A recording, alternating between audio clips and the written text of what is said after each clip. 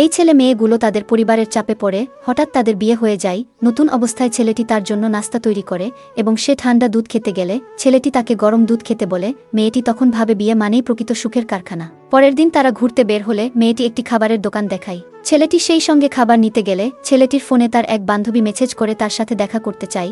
মেয়েটি তাকে ব্লক করে দেয়।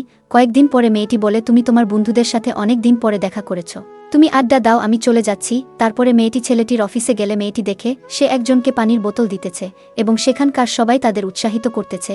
এটা দেখে মেয়েটি মন খারাপ করে বাড়িতে চলে যায়। ছেলেটি বাড়ি ফিরতেই মেয়েটি বলে, আমি তোমার সব ব্যাপারে জানি, তুমি চাইলে আমাকে ডিভোর্স করতে পারো। ছেলেটি তখন এক গুচ্ছ ফুল তার সামনে ধরে বলে, আমি সত্যিই তোমাকে ভালোবাসি, তুমি আমার জীবনে এসে আমি বুঝেছি সত্যিকারের ভালোবাসা কি। এমনকি তোমার আচরণে আমার সব বন্ধুরা বলে আমি নাকি সঠিক মানুষকে বিয়ে করেছি। এবং ওই সময় ছেলেটি ওই মেয়েটির ফটো দেখিয়ে বলেছিল, তোমরা ভুল ভাবছ, আমার ঘরে সুন্দরী স্ত্রী আছে। তারপরে সে তাকে আবারও প্রপোজ করে বলে, থাকবে কি মরণের আগ পর্যন্ত আমার সাথে। মেয়েটি রাজি হলে ছেলেটি তাকে জড়িয়ে ধরে।